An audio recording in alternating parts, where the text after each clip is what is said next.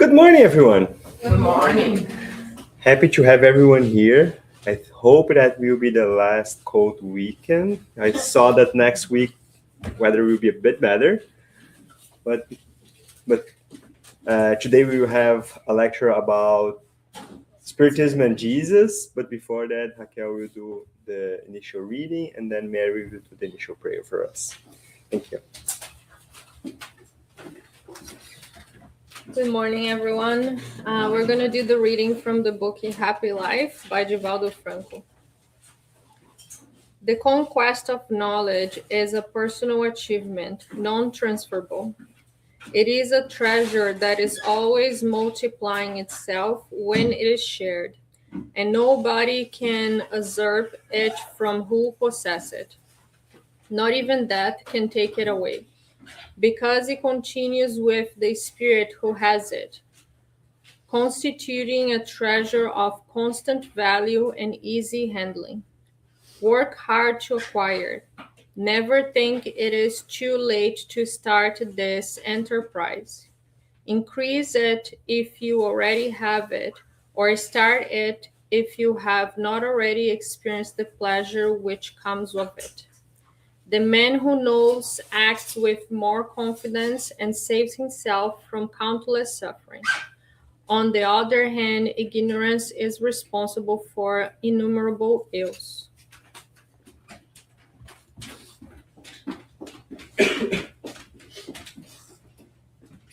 So let's close our eyes. Let's breathe in, breathe out.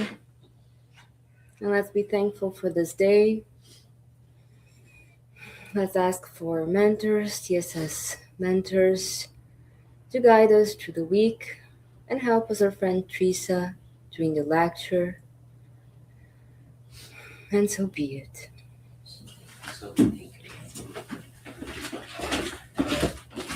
All right. Good morning, everyone. It's good to have you all here. So our lecture today is going to be about Spiritism and Jesus, as Patrick told us. And basically, we're going to be talking about a few questions from the Spiritist book. Okay, so the Spiritist book is divided in parts, and part 3 talks about the moral laws. Okay, and on question 621, first thing that Kardec asked to the spirits is, where is God's law written? And the spirits give a very short, direct answer: in the conscience. Okay. So he's not saying it's written in this book or in that book, or because then if he sees it's written in a book, which one? The Bible, the Quran, the Torah, which one? Right? He says no. They're very straight to the point.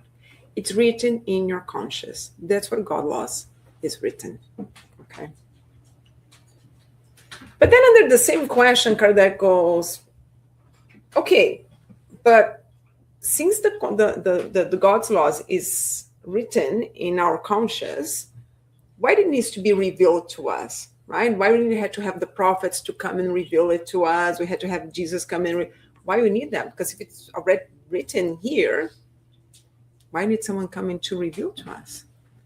And then he says, well, because you either forgotten or you have disregarded. But God wills that you follow it. God wills that you remember it. Because then in the end, we say, oh, the revelations, but actually they didn't reveal anything that wasn't already inside of us. Actually, they come to really to remind us, to make us to go inside of us and say, I get it. Okay. So that's the first important concept, new concept that Spiritism brings to us through the spirits, to the teachers from the spirits. Okay. Because historically, that's exactly what we believed. We believed that God's laws was written in a book, right? And then depending on my religion, again, I thought was written in the Old Testament or the New Testament or in the Torah or in the Quran, so many other religious books that we have around. That's what we believed in. That's historically how we have believed it, right? But then Spiritism comes and gives you this new concept. Like, no. It's written in your conscious, okay? And because he brings this concept that's it's in our conscious, then he brings a new concept. What is to be a religious person? It was the new concept of a religion itself. So now he tells us that being the true religious person is not the one who follows a specific religion, but it's the one who can look inside himself or herself and say, now I know I know what I need to do to become a better person. That's to be a religious person. It's the person who can look inside, recognize their goods and their shadows, and say, okay, I need to be, I know I have to work on. I need to be more patient. I need to be more compassionate. I should judge less.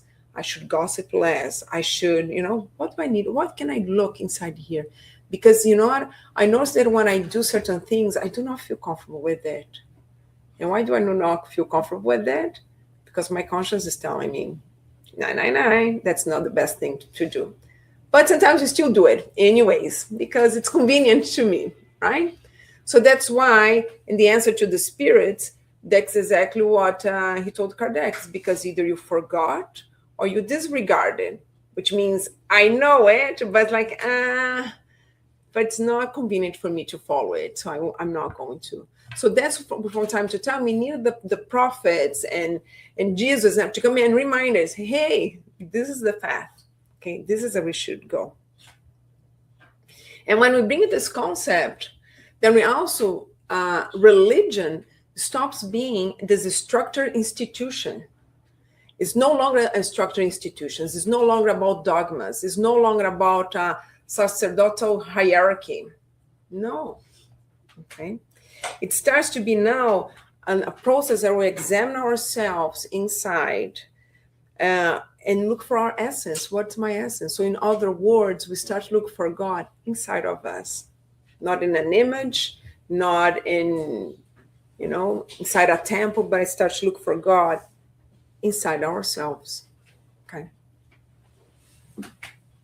But then Kardec says, okay, so if we need to be reminded of something that's already inside of our conscious, has God endowed certain individuals with the mission of revealing it to us, right? To revealing the divine law to us. And he goes, yes. This is the answer. It says, yes, certainly. In every age, individuals have received this mission. They are high order spirits who have incarnated with the purpose of enabling human progress. What's most important on this answer here, it says in every age. So all the time. Because if you look in terms of religion, let's say for us here Christians, Moses, who wrote the Old Testament, who's the base for the New Testament, because for you to understand the New Testament, you need to understand the Old Testament, okay? He's pretty much around 1500 before Christ, okay? Some scholars will say 1500, some scholars say it's 1200, but let's say 1500 years before Christ, okay? That's when Moses comes, and then we start to write the Old Testament, okay, or the Bible in that sense, okay? So if it was written in a book, you're telling me that then before Moses we had no directions, nothing? We knew nothing about the divine laws? So the Egyptians would go 3,000 years before Christ, had no clue, nothing. We just killing ourselves and we had no clue. That's not true. And even before Moses came in, we already had the concept of God in a different way. Yes, there was the God of the sun, the God of the moon, the God of the harvest. But we had a concept already that there was something above us, okay?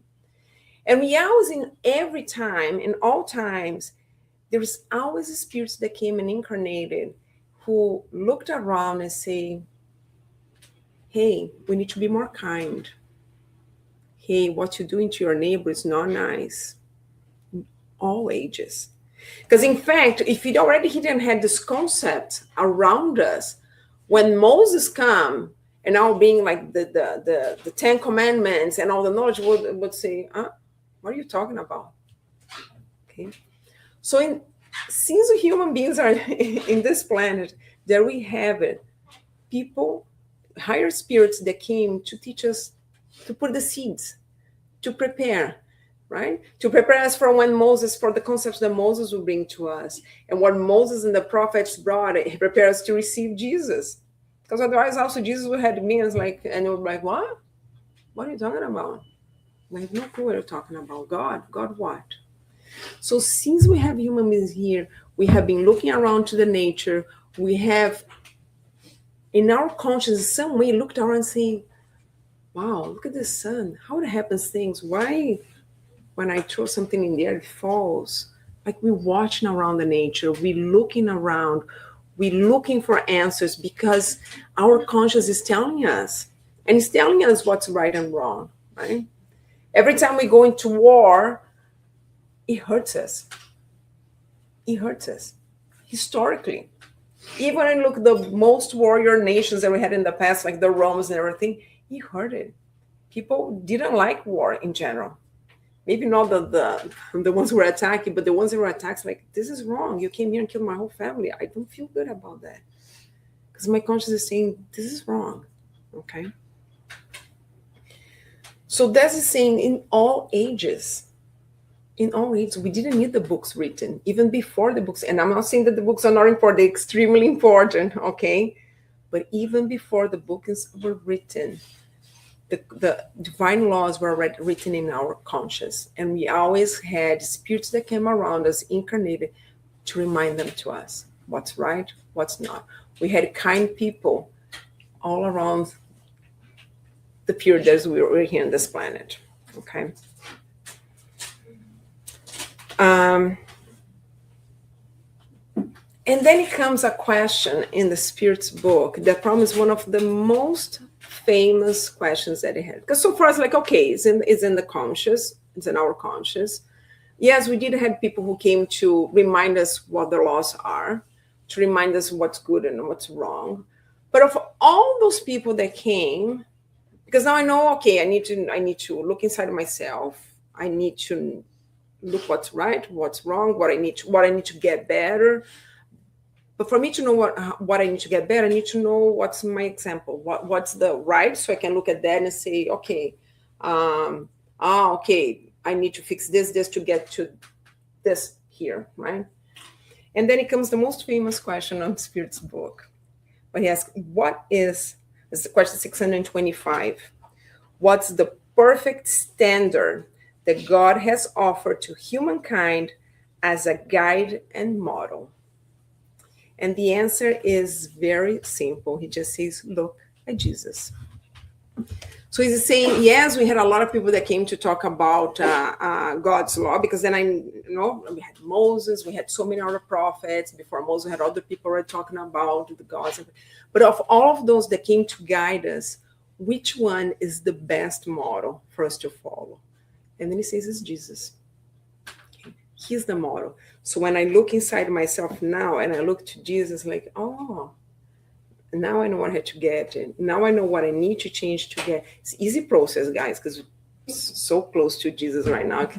Just need to change a few things and we get there, right? So yeah, it's another few millions of years and quite a few other reincarnations. We'll get there, okay? Don't worry. It's an easy process, okay? But I'm going to read just part of a comment that Kardec makes on top of this answer. When you say, what's the standard? What's the model? And you say, look at Jesus. And then Kardec says, Jesus is the highest standard of moral perfection to which humankind may aspire on earth.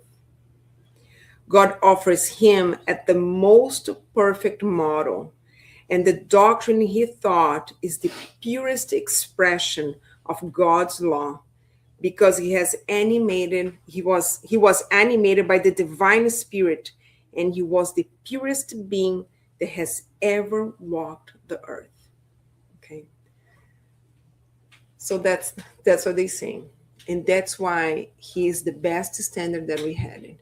And he didn't come here when he says, I didn't come to change the laws. He just didn't come here again to open a book and say, oh, here what's written. No, he lived it with his actions. He demonstrated, okay? The way he walked around, and we talked to people, the way that he embraced it. He didn't care if the person was Jewish, a Pharisee, a pagan, a centurion. It doesn't matter. He received all of them with love, with care, with compassion. That's what he did. He didn't just came here to do big speeches. And although we have one of the most amazing lectures, which is the when he goes to yes, when he goes to the Mount of Olives and do the speech, and it's one of the most beautiful ones. But he didn't just speak; he did it. He acted, right? And so that is the model. And that comes the second big change that Spiritism brings, that the spirits bring to us. So the first one was to say, hey, no, the laws is not in a book. It's actually inside your own conscious that tells us when we're right and wrong, okay? But he also now changes this image of Jesus. So when we think about Jesus like that, he stops being just this religious symbol. Jesus in the cross, and then I carry my cross. There's nothing wrong about this, guys. Just make it very clear, okay? Please do carry your cross. It's okay. But it stopped being just a symbol, just a religious symbol. And he becomes an educator of souls. Right? That's what's here, to educate us, okay? To lead us to God by help us to connect with our own conscious. So do you remember that passage in the Bible? It's a very famous one. The rich young man comes to talk to him and say, Jesus, I want to follow you. And then he goes, okay. And he goes, I follow all the things. I never killed. I don't steal. I respect my mother and father. I give my share to the temple. I do everything that needs to be done. And then Jesus says, that's great. But if you want to follow me, leave all your riches, give all your riches away to the poor and follow me. Right? And if you know the end of the story, what this young man did was put his head down, very sad, and walked away because he was extremely attached to his material things. And it was I can do the good as far as I keep all my material things, give it away. No. So what Jesus was doing in that moment is actually asking him, look into yourself, look into your essence. In the end, that's what he was inviting him. When he said, give away what you have to the poor and follow me. He was not saying, only if you're poor you can follow me. Rich people cannot. That's what he's saying. What he knew is Jesus knew his essence and knew that his essence as a human being was extremely attached to material things that he thought put him in a better position.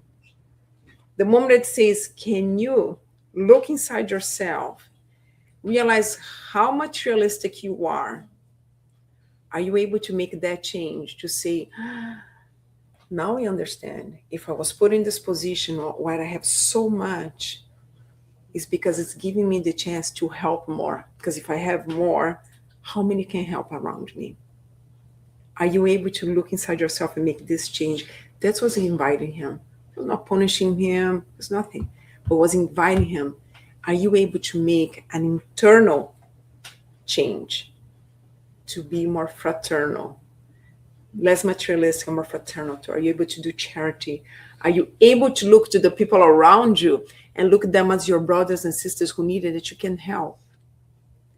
The problem is that he looked inside us actually he didn't prefer not even look inside of himself. It's just open up, give away all my things that are mine. No. Very sad. And he walked away. Okay. That's why in Spiritism, we don't have dogmas. We don't have hierarchies. We don't have an institution giving orders. So we know in Brazil we have the Brazilian Spiritist Federation, but they're not there to give orders, say, oh, now every Spiritist center has to behave in this. No, they're not.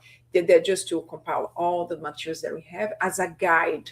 If we want to open a new Spiritist center, they can guide you to how to do it, how to keep the basis, how to kind of say, hey, even to help us to analyze certain books and materials out there, that not all of them are really good books just because they have been psychographed. So they help us to be more organized, but they don't give orders. They don't say you have to order, like an hierarchy, institutional hierarchy, where I tell you what to do and everybody who's up. There's no such a thing in Spiritism, because we understand that that's not being about religious. And that's not what religion should be, okay? So Jesus stopped being shown to us as this punisher guy that has been presented for us for so long. Jesus, and in a direct way, God, right? Who has a list of sins and then keeps pointing on each one. See, you did this one, and you did that one, and you did this one, and I'm going to punish you. Because that's how for millenniums we have been taught. This punisher, God and Jesus, that punishes you, right? When I have a kid list here, do you comply with this list? No, that's what's going to happen with you. I'm going to punish you, okay? And can be, and you create like all these kinds of punishments. We can call them hell. You're going to be killed. You're going to be, I don't know, burned. So many punishments that we create, because that's what God and Jesus are, punishers. And then he comes, he takes away. He's no longer a punisher. He is an educator. He just comes to you and say, hey, this path that you're going is not the best one. Stand up and start again and go. But this is the path. That's what he does, okay? Doesn't punish us, and he just educates us and guides our future, because that's what he's here. Because he's not in a rush. We are in a rush. Okay, we look at people, that's why we judge so much, ourselves and the others. Because, oh my gosh, look how bad I am, or look how bad this person is. Do you think Jesus or God's looking at someone like, oh my gosh, what an awful person this spirit is? That they're there like worry about it? No, they're sad. They're kind of, but they're okay. They're calm. Because, even that spirit, that spirit in the lowest realms of the umbral is gonna, when they be a pure spirit, they'll have their time, have eternity. There's no rush. They're gonna have, maybe they're gonna need more and more. They probably look at Teresa's like, yeah, Teresa, we need quite a few more reincarnations that we thought you're gonna need. We're gonna add a few more here because you're gonna need, but we know you're gonna get there, right? They're not in a rush. They're not punishing. They're just gonna give us the chance to restart and re-educate ourselves as many as we need. They're not here to punish. So when we go through the hardships, they're not punishing us. They are giving us the chance to restart, to re-educate ourselves, right? Because sometimes it's just through pain. It doesn't need to be through pain. That's the other thing too, right? It's just that we choose through pain, right? It's what makes us change, right? When you see this in so many of Andrea Louis' books, but you see that in Emmanuel's books, right? And when you read 2,000 years ago, when Publius Lentulus Jesus tells him, Publius, you can follow me now by love, or you can follow me by pain in 1,000 years, right? And that's one of the reincarnations of Emmanuel. And if you read the book, you know that he decided 1,000 years, okay? But he did. And today is, it's a high spirit, high evolved spirit, right? Not a pure spirit, but a really way more evolved than us, who helped now to guide us, right? But back in there, he also decided to do by pain. So it needs to be by pain. No, it doesn't. But we choose to be. And that's fine. Jesus is going to keep educating us and guiding us, because we're always going to have someone to guide us and to say, hey, this is not the path. Okay. And then Kardec's funny, because if you read the Spirit's book, you should. But if you read the Spirit's books, you know that sometimes Kardec asks the same question in different ways, to the point that the Spirits go, Kardec, as we told you, like, you not pay attention, right? So Kardec's a little bit insistent because now he knows, okay, it's in the conscious. So it's in our conscious, not in a book. Jesus is our best model. So I know that, when I look to the Jesus, that's where I should go. But he insists. His goal, have the divine or natural laws been revealed to humankind only by Jesus? Before him, were they only known by intuition? So first, I started thinking here, Kardec, what I told you before, like in all eras, we had people that came to remind us. So Jesus is not the only one. Okay? But what's interesting here in this question is when he has, have the divine or natural laws be only taught by Jesus? So now he's saying that the divine laws and the natural laws are pretty much the same. So it's not only about that, because when we think about Jesus and God, we think always about the moral laws, right? But who created the universe? So who created gravity? Who created the cells, the atoms, everything? It's God, right? So he's saying here, he's saying that divine laws and natural laws is the same thing. Okay.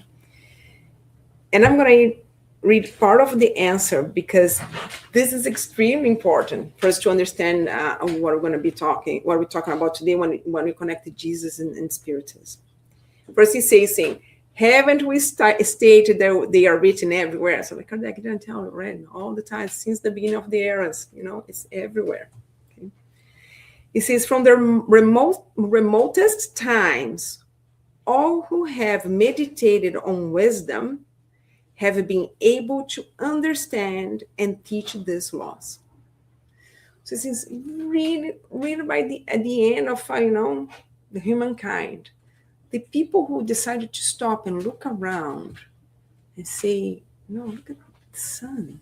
Like how you put a seed on the ground and the sun? How from a tiny? I was actually talking with my husband these days. We're talking about there's a seed from this humongous tree is smaller than my fingernail. How from something this little becomes this huge tree? So in all times we had people who stopped and looked around and say, it has to have something more in here. The way we treated each other. So that's what he's seeing. That in all times, the people who were able to stop and look around and analyze were able to assess it. Okay, so it wasn't just Jesus who came and revealed it. The natural laws were around us the whole time, and in all times there's people who stopped it to look around and try to understand. And it says, though their teachings were incomplete, they prepared the ground to receive the seed. So yeah, back in there, like the Egyptians, and even before, we have to remember that Moses is the first one to bring the concept of a one God. But before that, Abraham was the first one. Yes, but Moses is the one who started writing and brought the testaments and everything. Yeah. So when he brings this concept, so when the Jews bring this concept with us, we already had a concept of God before. Well, it was incomplete, like it says here, yeah, because the Greeks had it, the Egyptians had it, the Romans had it. The only difference was incomplete, where they believed that there's something different. Because, if there's this sun, huge, comes and now, I don't know how this happened, but must be a God behind it. Or if it rains, maybe it's the God of rain, someone that's up there in the sky that we cannot see, and he sends the rain. If the harvest happens, then there must be a God. So we believe that there's this many gods, God of this, God of the hearts, God of the sun. But we already had the concept of having a God. Was incomplete? Yes, because what we didn't understand was the same one. It was not many. It was the same one doing all those things. But there's already a concept in there. And it was important for us to be able to understand the concept of one God. Okay? So that's what it's saying here. Right? That even though their teachings were incomplete, they're the important seeds for the next step. Okay. And they say, since the divine laws are written in the book of nature, so they're not written like in a paper book, but it's written in the book of nature, men and women are able to understand them as soon as they want to look into them. This last phrase is very important because now we always had this concept that we hear, for example, right here we're studying the gospel, and then what we study the moral laws of God. So now we are studying the divine laws, okay? But we believe that the guy who was there in the lab trying to figure out how an atom works, how the cells work and everything, he was studying science, he was studying natural laws, he was studying the laws of nature, okay?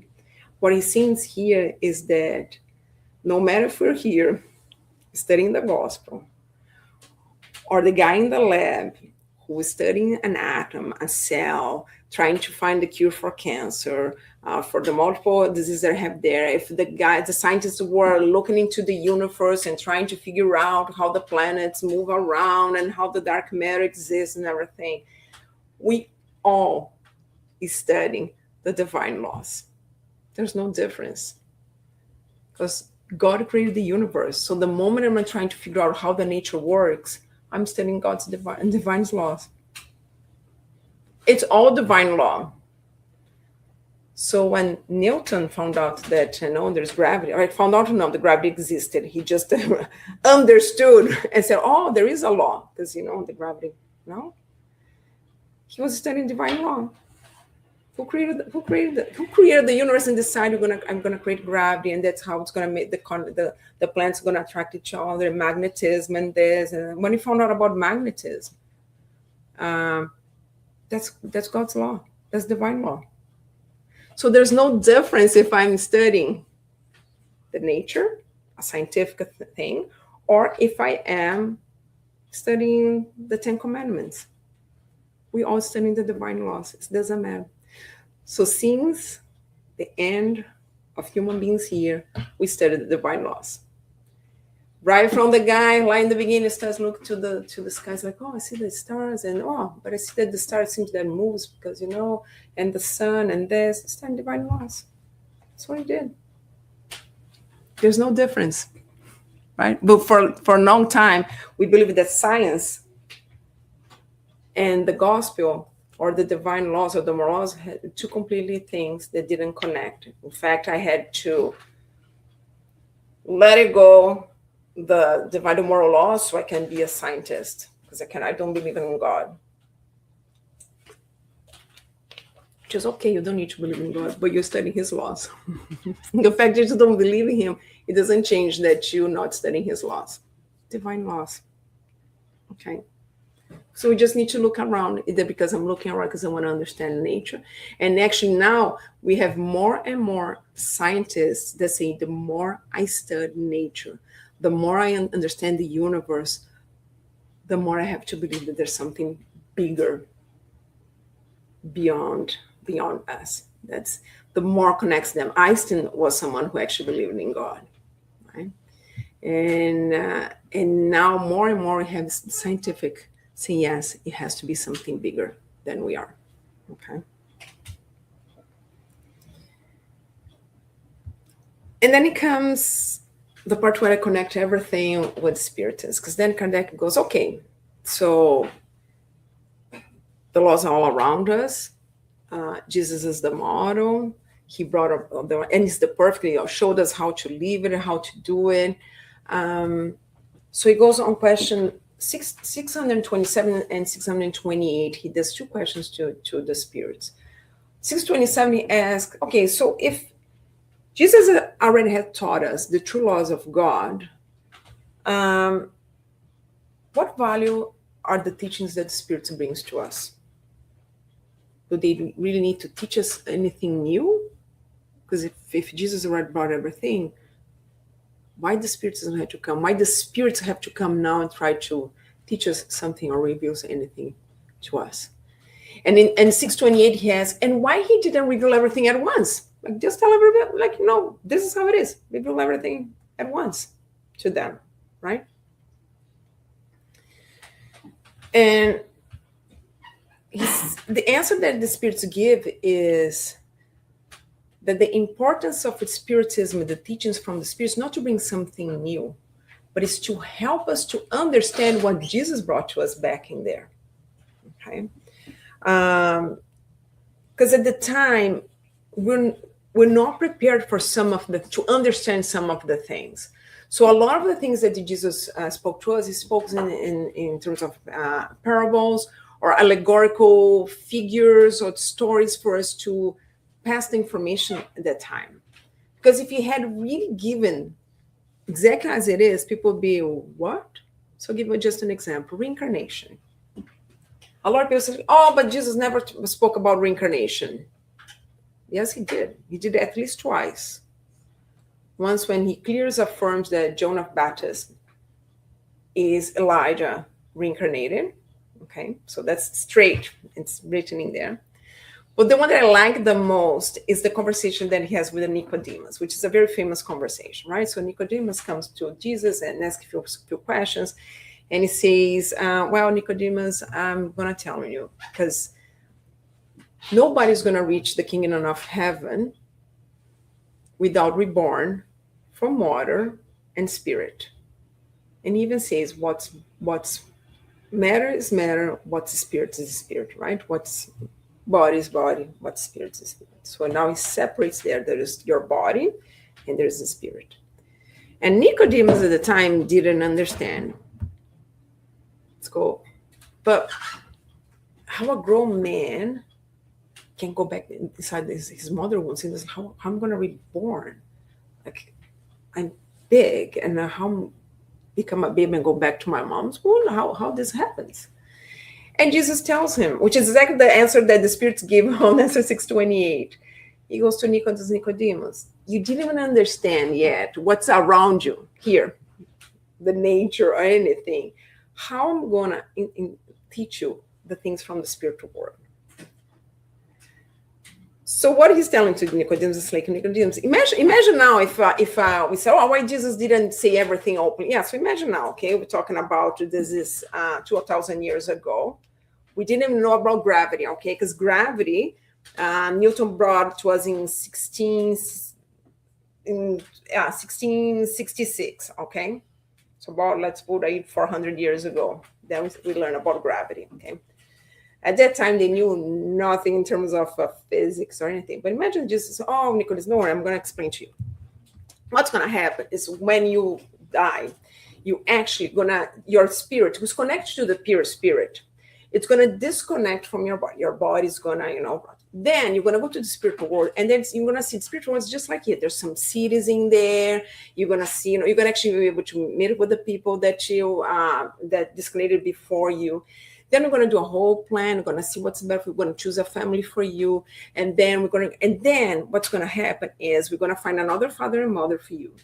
And then what's going to happen is that the moment of the sperm is going to connect with the egg. Your pure spirit is going to connect with cell by cell. And it was going to be, can you imagine the face of Nicodemus? Like, I sperm what? What you, like, can't. Right? It's the same thing. I get my very old iPad that's almost dying, and I go back and take a time machine, and I go back. I don't need to go that far.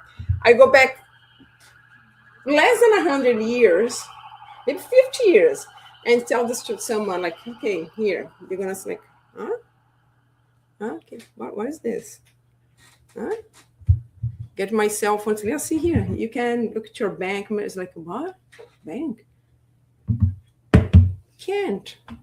So what he did, he explained what he could explain at the time. Listen, you're going to need to reborn, okay? And you understand when you're ready to do it, because that's what he told him. When you do not have enough knowledge for now, not even how your nature happens around you, how am I going to explain? But don't worry. Because when you guys ready, when you had enough knowledge to understand what I'm saying, that's going to be revealed to you guys. And that's what spirits came and did. Right? Brought the concept of reincarnation. And now today through science, because remember I said to you, you're going to have to reborn of spirit and water. Now through science, we know what's our body made of? Mostly water. All of us sitting here, 60 to 70%, depending how hydrated you're not, okay, with your hydration or not. Some people have a bottle of water that hydrate really well. Good for you. So we're about 60 to 70% water. Do you know how much water is a fetus? 90%. 90% of a little baby inside a mommy is water. If you're not reborn from spirit and water, you're not going to understand everything that you need to understand. So he represented the water. So it wasn't just, he just chose water just random to symbolize the body, because he knew. We didn't, but he knew, because he helped to build this planet. So he knew you're going to need to reborn another body. Spirit is the same. That's why he separates. Spirit is spirit. The spirit comes from the spirit. The body comes from the body, right? But we're not ready at the time. And it's exactly what they say in the answer on the question 628. He goes, Jesus didn't brought things clear, because it's the same thing. You get someone who's in the darkness. Put someone in the darkness for not even gonna be a week, or a couple of days, pure darkness. And then bring them just outside of this bright sunny day. Are they going to be able to open their eyes? No, they're going to put a sunglasses and still cover it. Like, it's too much. It's too much. Like, you cannot handle. And they say things need to be brought slowly.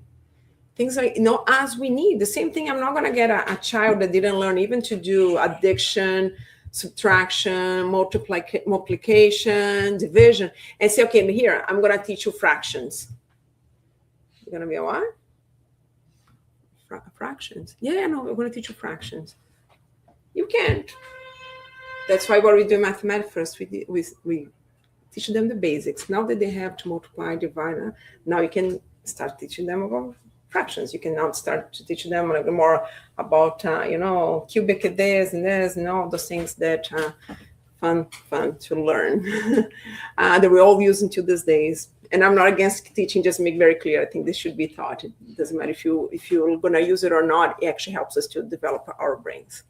But right, you don't teach to a child what you would teach to someone on grade 1 or 2, teach to someone on grade 12, right? And the only reason you can teach what you teach to a teenager on grade 12 is because everything that they learned the grades before.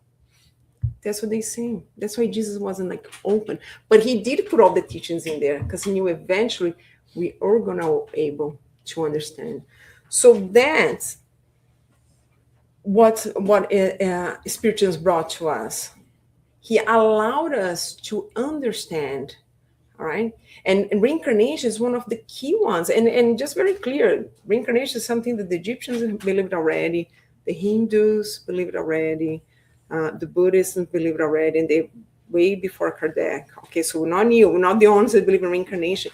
But when you bring the reincarnation to the Christian world, that's a major difference that we believe in. Because now we understand better Jesus' justice. For example, I have a very good friend of mine who is Catholic. And she told me, like, I believe that when a child is born with some genetic illness or blind or without the arms or whatever it is to punish the parents. And I'm thinking, wow, that's a nice God, huh? So my parents make a mistake and I have to be born like this? That's justice? No, if they made a mistake, do something to them, like leave me here alone, right? So there's no justice in there. What kind of a justice in there? So when the reincarnation, without reincarnation, it's very hard for us to believe that God is pure justice. So then why some people are born in rich countries or rich families, and some of them is already born in the middle of starvation in so many areas of this planet? What kind of a God is that? Because if it's pure justice and there's just one life, so then we have to all be born in exactly the same situation. And let's see, whoever does better at the end of this reincarnation, we'll have to all be in the same position, then it's fine. Then yes, you did a good job. What I gave to you, you go here, then go there. But that's not what happens. The variety of situations that each one of us is in, it's huge. But when you get the reincarnation, it's like, oh, now we understand the divine laws. Now I understand Jesus, God's justice. because if I was born in this situation, or a family, or genetic illness, whatever it is something that I need to educate myself. I'm not being punished. There's no punishment. This is what I need to educate myself. And for the parents, that's something that they need to learn as well. So no matter situations that we are, they're here to educate, and sometimes not just us, but the people around us. Okay. That's what Spiritism comes, is to bring this Jesus who no longer a punisher, teaches us that religion is not about going to a temple to look to images. Nothing wrong about it, because sometimes it is easier for us to concentrate or to do a prayer from in an environment that I know it's for that. Okay, so there's nothing wrong with the churches. There's nothing wrong with you having images. If that's what you need to concentrate and go, great. As far as we go beyond that we understand that we need to look inside ourselves and see what we need to change. Okay. So in the end, that's what the Spiritism brings to us, right? That religiosity is a search for ourselves, where we look for Jesus as our model and our moral conduct. Okay. So it's our model of moral conduct, and we try to change ourselves to be like him. Okay. That's what Spiritism proposed to us. Okay. That's the kind of a Jesus that he shows us. A Jesus that loves us, that guides us, that is an educator. Okay. And that's what I have to bring to you guys today. Okay.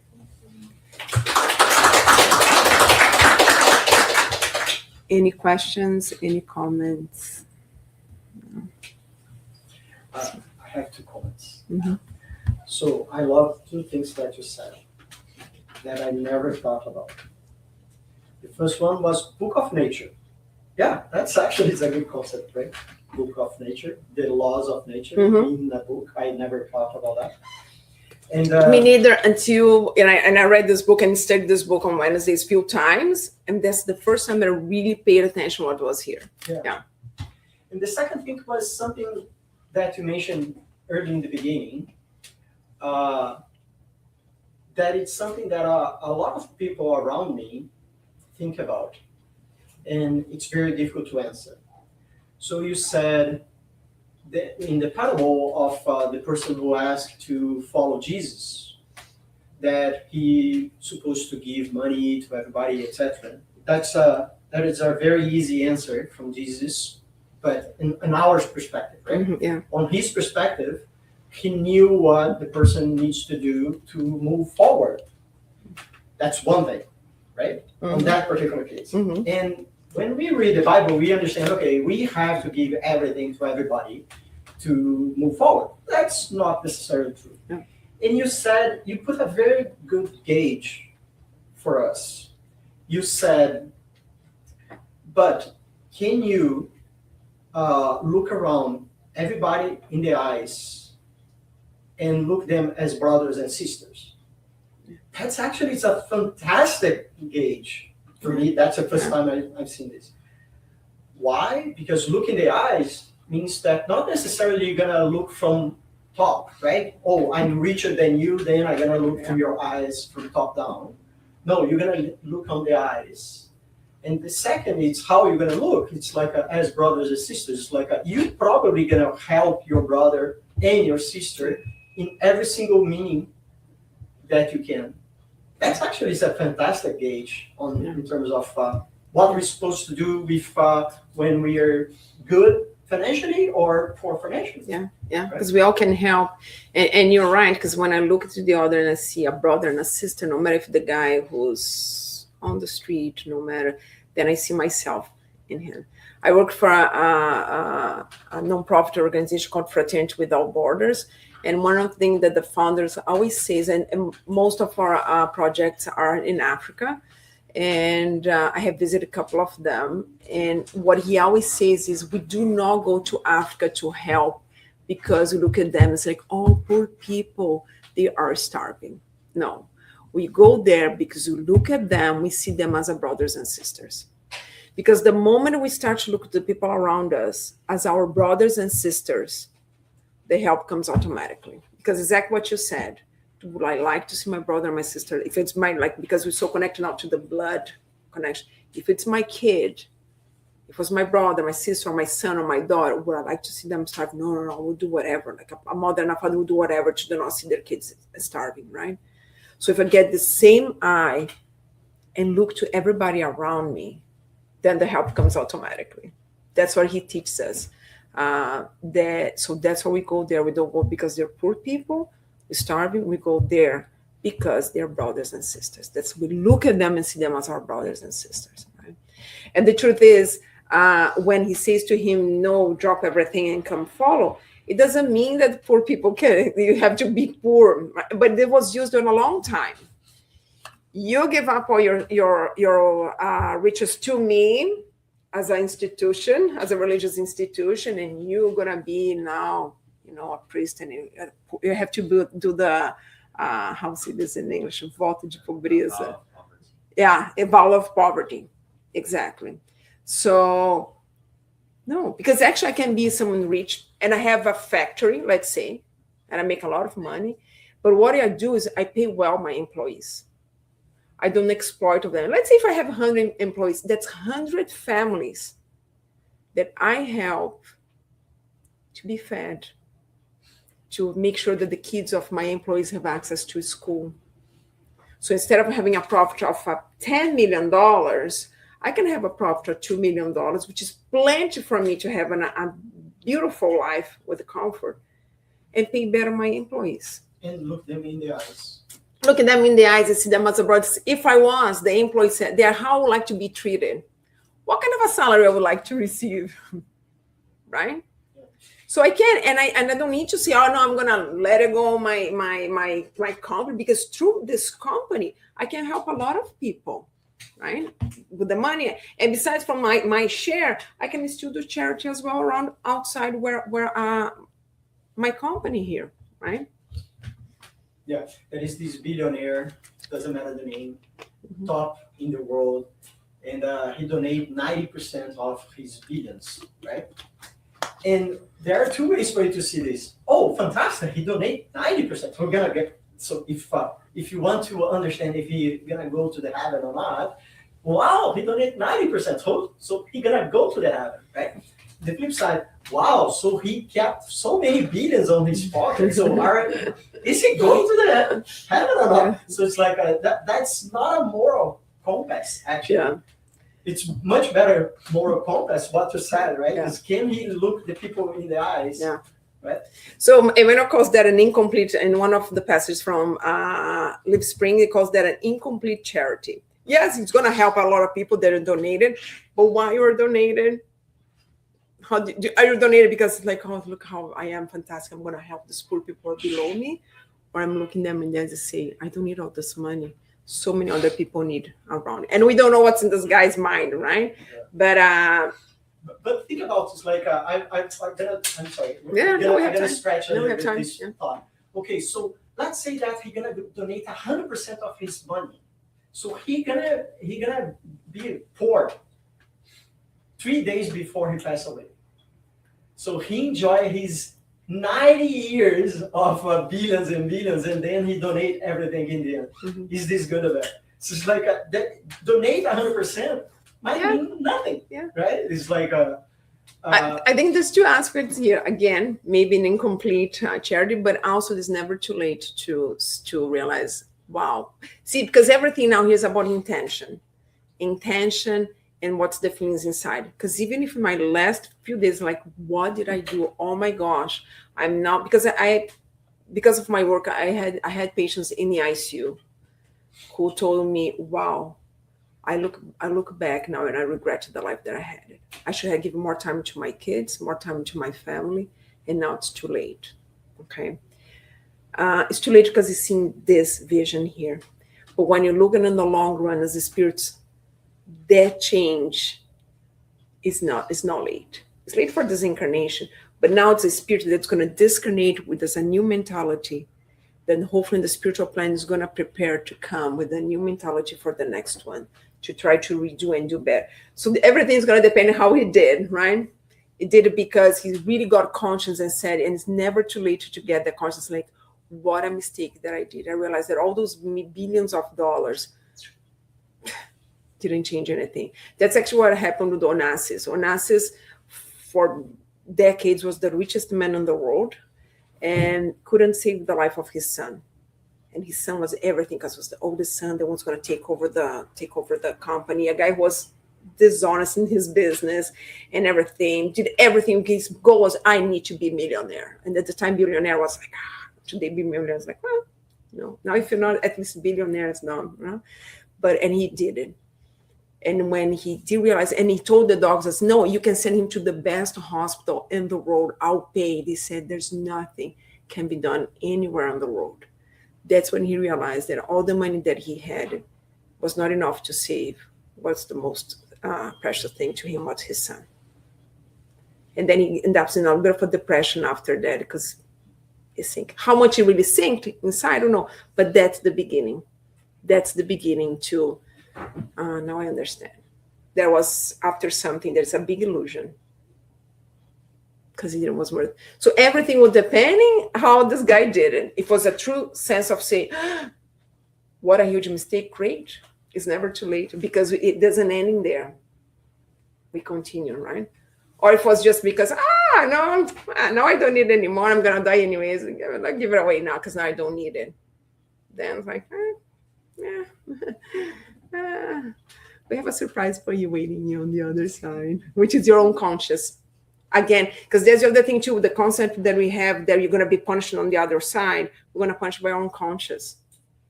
There's nobody out there. There's no judges waiting for the other. There is our conscious. Our conscious, when you're on the other side, is what punishes you. So hell that it's created to us is actually our own conscious. That's going to create the pain on the other side. There is no punishment waiting for us on the other side. We punish ourselves here right now with our own choices, and we punish ourselves on the other side, our conscious, because that's where the law is, and you know what we did, right? That's why some spirits on the other side says, I don't deserve to be helped. I don't deserve the good because I was a very bad person. Conscious accusing. And the truth is they are entitled to restart it. Yeah, you made a lot of mistakes. Great. But you can restart it. Right? Let me just add a little bit on that. I know we have like 3 minutes, but I was just watching a lecture of Jorge Elaha this week, and he was talking exactly about that, right?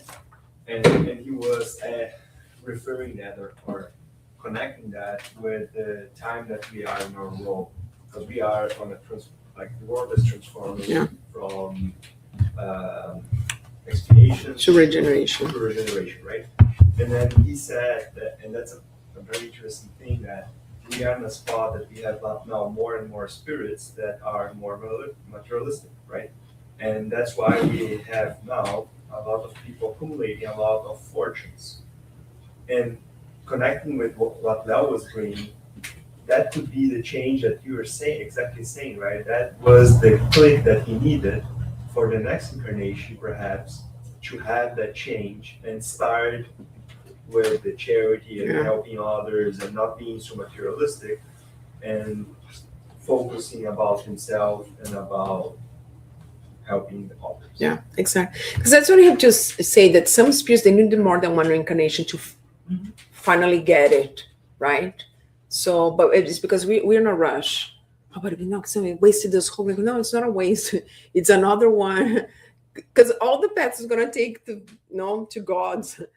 But I can go to ones more bumpy, because it's the bumpiness that's going to teach me, like, I don't like this bumpy, and maybe go back to this. Or I can go a little bit more, straight line, smooth line.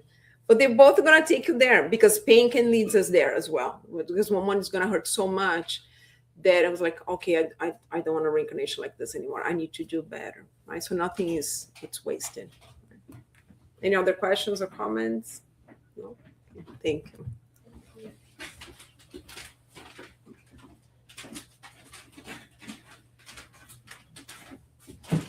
All right. Thank you, everyone that joined us today through the internet. I hope to see you next week here with us. And for who is here, we will get prepared for our passes.